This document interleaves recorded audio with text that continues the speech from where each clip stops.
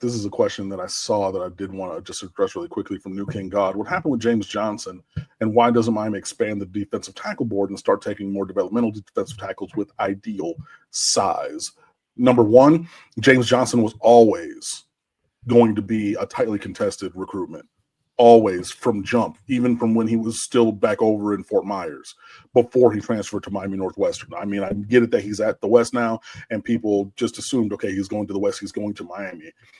Kids from the West go all over the place. We've seen this. We've seen guys go to Georgia. We've seen guys go to Miami. We've seen guys go all over the country from that program. So it was always going to be tough. So I don't necessarily think that or know that anything has changed, but this is just the, ongoing developing path of recruiting an elite defensive tackle. I believe On3 has him as the number one defensive tackle in the country. Hello. So everybody in America wants this kind of a guy. So there's going to be twists and turns along the path. It happens. Excuse me. Remember the week of Jackson Cantwell's commitment, or even the week before, 2 weeks before, when it was, okay, it's going to be Georgia, and there's this, and there's that, and I'm hearing this and that. We're talking about it on here.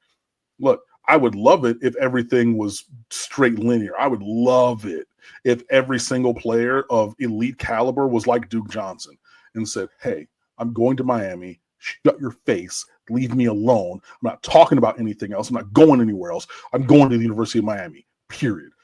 That's what Duke Johnson did.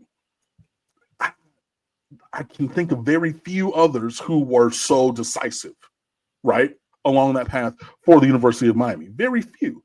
Would I love it if everybody took that view and followed that path? Absolutely. Would I love it if James Johnson decided to do that vociferously, as in, as Duke did? Absolutely. I would love that. That's just not the way things work.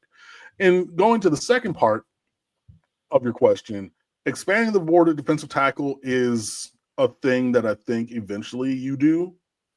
But there are very few developmental guys with ideal size, because if you have ideal size, you're probably pretty damn good.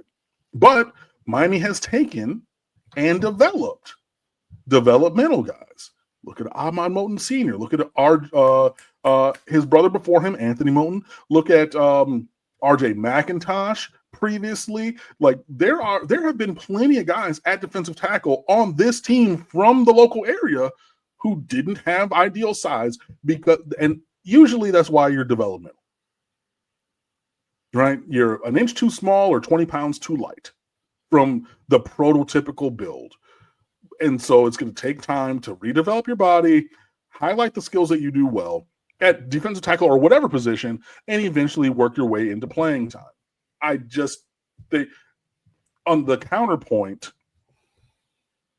I think that there would be way more negative comments from everyone if now, at this point of the cycle, Miami were focused on developmental players and not A-listers, especially at this position, right? So, like, imagine in a world where Miami was chasing down 4 developmental defensive tackles, intent on taking 2, maybe 3, and not going after James Johnson. Y'all would be lighting the chat on fire every single week. So, hey, sometimes, like, you got to go after, like, you have to go after the big fish. You got to go after the home run, grand slam swing. Sometimes you miss. Sometimes they commit to Ohio State and then they flip to Miami before signing day. Shout out to Justin Scott. Remember him?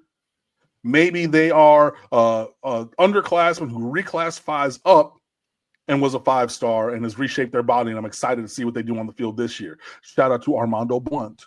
Like, there's just, you gotta do it. You know what I mean? So, like, I think focusing and really expanding the board to developmental guys is not a thing that they need to do right now. I think that Miami would be able to circle back on some other options or continue to fight the good fight of faith with James Johnson if he decides to go elsewhere. But that's just my view